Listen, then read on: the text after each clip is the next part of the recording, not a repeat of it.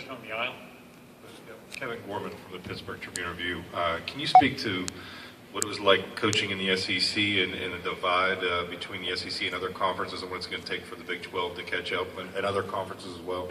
Yeah, I think anytime you won 7 national championships in a row, you're on top, and that's hard to dispute that. But it's great defenses, great coaches in that league, and I feel the same about the Big 12. And I think it's cyclical in a way that in a couple of years the Big 12 may be making the same sort of run. So there's great players all over the country. That league was fun to play in, but I'm excited about this new challenge. Question on the outside left. Barry Trammell with the Oklahoma. Cliff, last season at A&M, you had the spread offense, but you also had a really mobile quarterback. Tech, traditionally in the last 15 years, you guys have been pretty stationary. Brewer, at least, you've got some good feet. Is that something you plan to do with the Tech offense going forward, is keep the spread concepts, but have a quarterback who runs around? We're big on having a QB that can extend plays, and it doesn't have to mean rushing yards always. You know, at Houston we had Case Keenum who had great feet, and he could keep a play alive by getting out of the pocket, finding his receivers downfield. So we definitely want a guy who can move and escape the pocket and keep things, really extend the play down the field. Question on the rear left.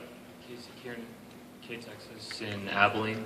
Can you talk about Clayton Nicholas? And I know you just said you like a guy who can use his feet. He's not really known for that. What can he do over these next couple of years to fit himself into your philosophy? Yeah, Clayton did a good job at the end of the spring picking up the system, and I thought he performed really well in our spring game, and he probably has the strongest arm, one of the stronger arms I've been around. So he's more athletic than you'd think, and he really has come on strong lately. So it'll be interesting to see how he does starting fall camp. Got a question in the middle about halfway back. This is Jimmy Burch, Fort Worth Star-Telegram. Cliff, obviously you've taken a job at your alma mater where you had great success as a player.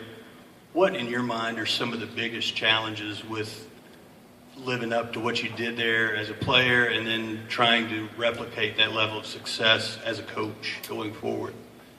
Yeah, that's a great question. I think after getting out there, we really started with our team motto is, hey, get better each and every day. And the Heights, Coach Leach took that program. I mean, those are hard to repeat. I mean, that's something that had never been done out there. But we're excited about our group. I think last year they were 8-5 and definitely have lots of room for improvement. So it's not like we're coming to a program that's broken. We're just coming in and trying to put our spin on it. Question in the middle. Scott Fitzgerald, RaiderPower.com. What would you say to people who overlook or maybe disrespect your running backs and your running game? Yeah, that's another good question. We have a great group. There's 4 or 5 guys that we think can all start at a lot of places in this country. So we got to find ways to get them the ball, and that's a big part of our offense. Last year we led the SEC in rushing at Texas A&M, and we're going to play to our strengths. And if we can run the ball every play, we'll do it.